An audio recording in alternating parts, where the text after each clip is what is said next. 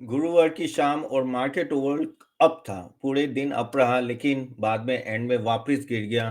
क्यों गिर गया? क्योंकि एक तरह का फ़ियर अभी भी मार्केट में है। कोई भी ऊपर लेवल में जाता है वापस नीचे आ जाते हैं और इस बार फ़ियर है। जो आज एक इम्पोर्टेंट मीटिंग होने जा रही है मोदी जी और ट्रम्प साहब की। मोदी जी वहाँ गए, ट्रम्प के पास गए और देखो एक तरह से कह सकते हैं कि काफ़ी ये मीटिंग जल्दी की गई क्योंकि जिस तरह से रेसिप्रोकल टेस्ट लगने वाला है आज या कल में अनाउंसमेंट हो रहा है। उससे पहले शायद मोदी जी उनसे बात कर ले और वहाँ कोई कम हो सके, इस तरह से बातें चल रही है क्योंकि honestly India and Vietnam I think ये 2 कंट्री है जिसके पास से सॉरी इंडिया एंड थाईलैंड ये 2 कंट्री है जिसके जो लोग ज़्यादा टैक्स लगाते हैं, इम्पोर्ट टैक्स लगाते हैं जब भी कोई गुड्स यूएस से आता है और नॉर्मली मस्ट तो sorry not must but Trump तो यही बोलते हैं कि भई इंडिया एक टैरिफ किंग है और रेसिप्रोकल टैक्स लगाने का ये जो ना एजेंडा है, इसमें ऐसा लग रहा है कि India will be in a problem. तो उसके वजह से थोड़ी कह सकते हैं ना कि टेंशन वाला माहौल बन गया और आज मोदी जी पूरा प्रिपेयर करके गए और देखो ये सब बायलैटरली होता है और वहाँ जाके बात करेंगे और काफ़ी हद तक नो इंडिया कुछ ऐसे स्टेप्स लाए जिससे ट्रम्प साहब ज़्यादा टैक्स ना लगाए। तो आज थोड़ा डिटेल में बात करेंगे क्या मोदी जी कर सकेंगे? अब वो तो एंड में तो ट्रम्प ही लगाएँगे लेकिन हमें थोड़ा ये कॉन्टेक्स्ट समझना इसलिए ज़रूरी है क्योंकि at the end of the day हमारा काफ़ी अगर यूएस की बात करें वो बड़ा एक्सपोर्ट प्लेयर अगर हमारा कोई है तो वो है यूएस। अगर यूएस में टैरिफ ज़्यादा लगे कोई भी लेवल पे तो अपने लिए तो सही में एक बड़ा प्रॉब्लम है। तो ये चीज़ थोड़ी ध्यान में रखनी चाहिए हमें। तो चलिए बात करते हैं इसमें डिटेल में। बाय द वे अगर आपके क्वेश्चन है प्लीज़ क्वेश्चन आपके कमेंट बॉक्स में ज़रूर डालिए, मैं एंड में लूँगा। काफ़ी सारे के क्वेश्चन पेंडिंग है तो मैं वो एंड में लूँगा। चलिए तो बात करते हैं इसके बारे में। हाँ, कुछ-कुछ और भी आज अनाउंसमेंट आई थी और सबसे बढ़िया जो एक क्लू आया था वो इन्फ्लेशन का आया था कि इन्फ्लेशन कूल डाउन हो गया 4.2 से बिलो 5 चला गया, तो वो एक पॉजिटिव था। तो ऐसा लग रहा था वो एक ऐड करेगा, लेकिन आईआईपी डेटा बहुत कम था, 3 के आसपास था। लेकिन इन्फ्लेशन कम है, तो आगे जाके आरबीआई रेट कट कर सकता है। उम्मीद है कि 25 से 50 बेसिस पॉइंट का रेट कट नियर टाइम में आ सकता है। लेकिन अभी क्या है कि अभी मार्केट ये सब सुनने के मूड में नहीं है। अभी मार्केट को यही टेंशन है कि भई इंडिया पे टैरिफ लगेगा कि नहीं लगेगा। वही बात में बात करते हैं और वो उसमें बहुत कुछ आज की मीटिंग में पता चलेगा, किस तरह से मोदी ट्रम्प को कन्विंस करे क्योंकि ट्रम्प अनाउंस तो करने वाले हैं क्योंकि आगे के जितने भी उन्होंने टैक्स बोले थे उन्होंने अनाउंस किया था कि मैं ये डेट को दूंगा और वो डेट पे वो लोग अनाउंस कर रहे हैं। तो ऐसा भी नहीं बोल सकते ये सिर्फ धमकी है, ये करते हैं। हाँ, वो बात अलग है वापिस कुछ बायलैटरल मीटिंग होती है और वो टैक्स पीछे ले लेते हैं जैसे मेक्सिको में हुआ, कनाडा में हुआ, लेकिन वो लगा तो है। तो लेकिन एक क्लू भी अगर आ गया ना तो इंडियन मार्केट यहाँ गिर जाएगा। तो ये चीज़ आपको थोड़ी ध्यान में रखनी है। सो किस तरह से अगर हम लोग बात करें तो किस तरह से ये इम्पैक्ट आ सकता है? तो अगर हम लोग इम्पैक्ट की बात करें तो ओवरऑल ये जो क्रूशियल मीटिंग जो है ट्रम्प की उनके साथ, तो ट्रम्प एक तरह से टैरिफ क्यों क्यों इंडिया को बुलाता है? क्योंकि हमेशा इंडिया के एंड से ना काफ़ी हद तक टैरिफ लगाया गया है, जैसे हार्वी डेविसन में 100% एंड ऑल दैट।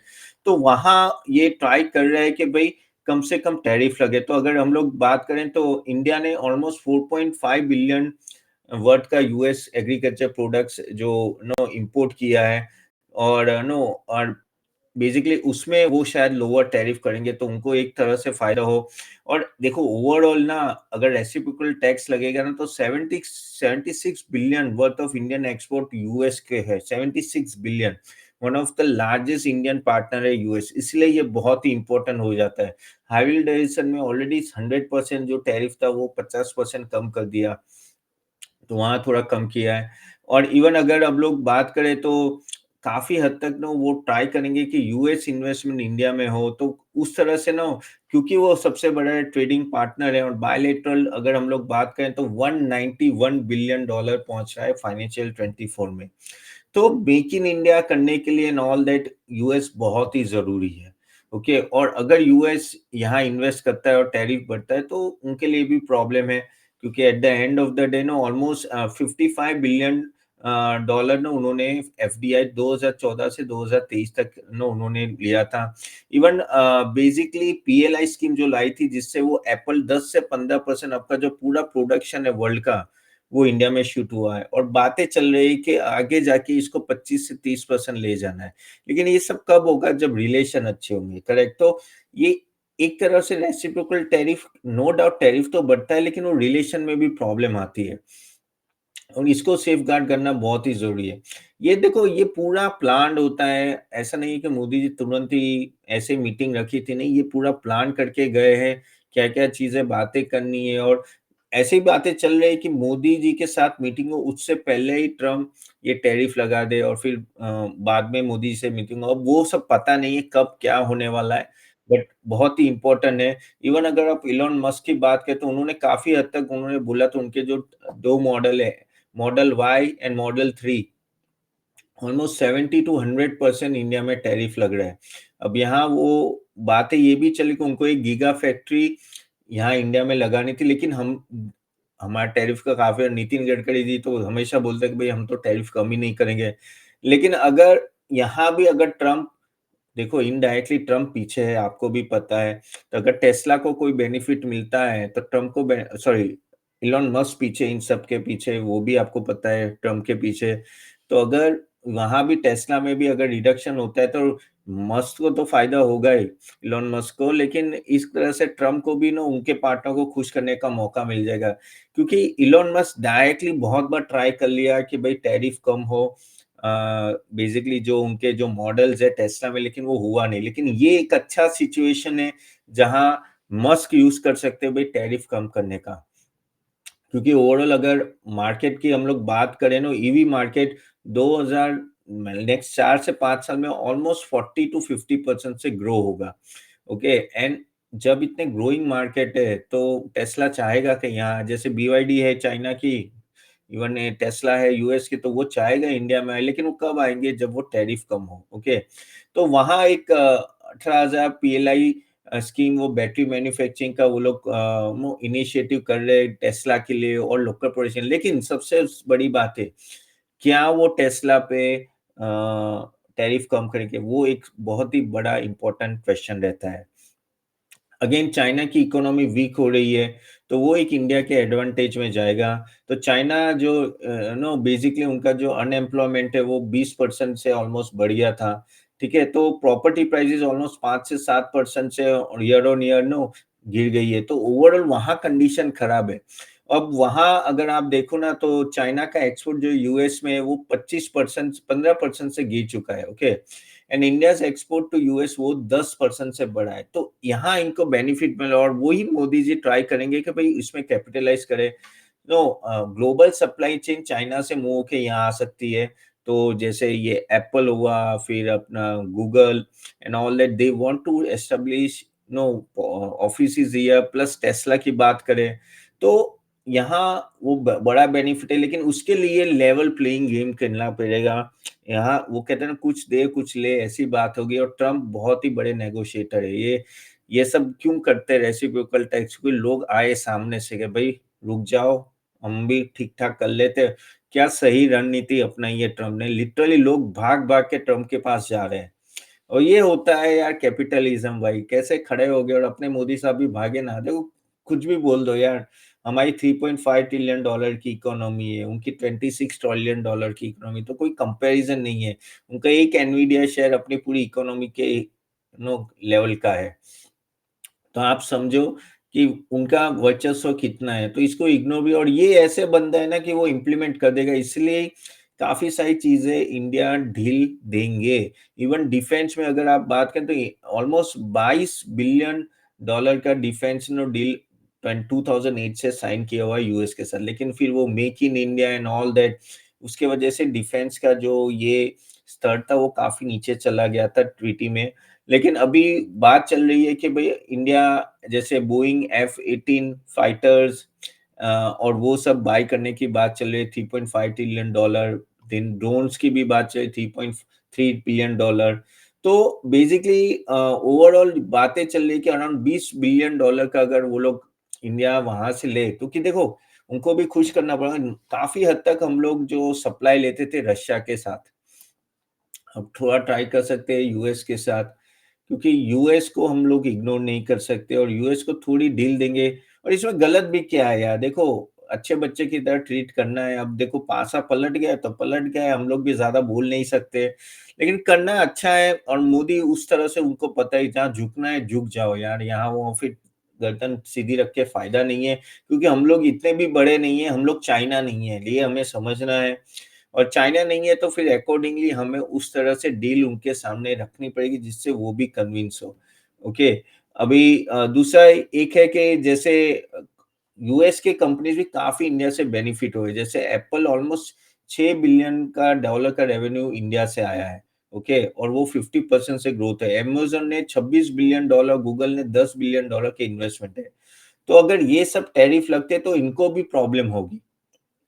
ये ऑफ कोर्स मोदी जी बोल सकते हैं उनको और उनको पता ही है, लेकिन ओवरऑल ये सब चीज़ों की वजह से भी एक पुश होगा कि भई अगर हम लोग लेवल प्लेइंग गेम कर ले आपके लिए, क्या आप ये सब टैरिफ नहीं लगाएँगे? देखो टैरिफ वर्ड आ गया ना इंडिया पे तो मार्केट और गिरेगा। एक सिंपल सी बात है और यही डर सबको है, लेकिन सबको ये एक तरह से कहते हैं कि उम्मीद है कि मोदी जी यहाँ कुछ ना कुछ कर लेंगे, ओके? इवन अगर आप बात करो तो reducing import in tariff on special US goods to avoid broad section, यानी जो टैरिफ है जहां हम लोग इंपोर्ट करते हैं, ओके, तो कस्टम ड्यूटी होती है जैसे नो यूएस मेडिकल से इसमें 10 से 20% की जो लगती है वहां कुछ डील दे सकते हैं। Dairy products, automobiles, even high and medical products काफी वहां से आते हैं, तो वहाँ कंप्लीटली वो लोग थोड़ी ढील दे देंगे तो काफ़ी हद तक फ़ायदा हो जाएगा। फुल देखो कुछ तो लगाएगा Trump, no doubt about it, कुछ तो टैरिफ लगाएगा, लेकिन इतना बड़ा टैरिफ नहीं होना चाहिए जिससे अपनी इकोनॉमी हिल जाए, okay? So similarly agriculture, small industry उन सब में कुछ ना कुछ ढील देके वो कुछ कर सकते हैं।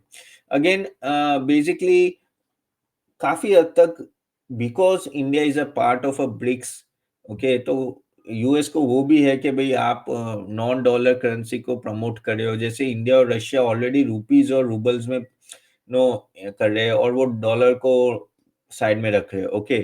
तो बेसिकली वहाँ वो प्रपोज़ कर सकते हैं कि ऐसे बातें चले कि रूपी डॉलर सेटलमेंट फ्रेमवर्क है, जहाँ है ना थोड़ा वो लोग डॉलर के थ्रू भी पे करें। तो उसके वजह से बेसिकली क्या होता है कि जो डॉलर स्ट्रॉन्गर और वहाँ पे थोड़ा trade deficit and eight the end of the day अगर आप डॉलर को महत्व दोगे, तो आगे जाके भी इंडिया में काफ़ी ट्रेड जा सकते हैं यूएस के एंड से। तो वहाँ भी एक तरह से नो ही will less base and basically क्या है कि चाइना का जो प्रॉब्लम जो चल रहा है इन दोनों के बीच में, we have to make use of it, okay. तो जो क्वाड अलायंस है, इंडिया, यूएस, जापान, ऑस्ट्रेलिया, वो एक स्ट्रेटेजिक अलायंस है, लेकिन कुछ defence pacts and all that इन लोगों के साथ साइन करने पड़ेंगे। अगेन काफ़ी सारे टैरिफ उनको अपने लेवल पे कम करना पड़ेगा और लेवल प्लेइंग लाना पड़ेगा। सी ओवरऑल मोदी जी बहुत कुछ कर सकते हैं और उनको पता है कि क्या करना चाहिए, क्या नहीं करना चाहिए। अब वही है कि यहाँ से ट्रम्प क्या देख रहे हैं, किस तरह से इंडिया को देख रहे हैं और वो काफ़ी बड़े नेगोशिएटर है, वो ऐसे छोड़ेंगे नहीं। देखो ये he is a pure businessman, वो बिज़नेसमैन की तरह ही ज़्यादा ट्रीट करते हैं। तो आज देखना पड़ेगा कि ये जो बातें चल रही है बायलेटर की क्या होगा और अगर रेसिप्रोकल टेस्ट अगर रेट्स लग रहा है, क्योंकि आगे ट्रम्प ने बोला तो इंडिया में कितना लगे, शायद लगे लेकिन थोड़ा ही लगे और अगर बच गए तो भाई बल्ले-बल्ले है। तो बहुत ही बड़ा पॉजिटिव होगा मार्केट के लिए और अपनी इकोनॉमी के लिए। अभी तो मार्केट वो लेके चल रहा है कि कुछ ना कुछ लगेगा, लेकिन कितना लगेगा वही एक देखना रहेगा। तो ये चीज़ मैं थोड़ा इसलिए मैंने आज कवर की क्योंकि नॉर्मली हम लोग बायलैटरल देखते नहीं है मीटिंग की, ठीक है 2 देश के बीच में मीटिंग, लेकिन ये इसलिए इम्पोर्टेंट है क्योंकि ये जिस तरह से अभी ट्रेड वॉर चल रहा है वो किसी भी कंट्री के लिए अच्छा नहीं है। तो इंडिया अभी तक नाम नहीं आया, लेकिन ये रेसिप्रोकल टेस्ट रेट्स में नाम आ सकता है, तो वही हमें देखना पड़ेगा कि आज रात को या कल तक क्या आता है। बहुत ही इम्पोर्टेंट रहेगा देखना, अगर बड़ा रेट आया इंडिया पे, तो फिर अपने लिए भी प्रॉब्लम है। तो ये चीज़ आपको थोड़ा ध्यान में रखनी है। बाय द वे आप लोगों को कोई क्वेश्चन है प्लीज़ कमेंट बॉक्स में ज़रूर डालिए। मीनव्हाइल मैं ज़रा पीछे के जो क्वेश्चन वो ले लो। बाय द वे और आपको अगर वीडियो अच्छा लग रहा है तो do like and share it to everyone. Comments भी डालिए, अगर आपको ब्लेम करना है तो ब्लेम भी कीजिए या मज़ाक उड़ाना जो भी करना है, लेकिन ज़रूर कमेंट्स में डालिए, क्योंकि क्या है कि आपके कमेंट से पता चलता है कि यू आर विथ मी और नॉट, और कोई भी क्वेश्चन तो आप ज़रूर लिख सकते हैं। चलिए, तो अभी आप taking all your earlier questions, so 1 minute में क्वेश्चन ले तो हाँ, श्रीपद दुयन 7090 का क्वेश्चन है कि सर महाराष्ट्र सीमलेस पे बताइए कि क्या करना चाहिए। आई थिंक महाराष्ट्र सीमलेस मैंने आगे भी लिया था, और ओवरऑल ये स्टॉक की हालत बहुत ही टाइट है, बहुत ही, ये ऑलमोस्ट 37% गिर चुका है, ठीक है?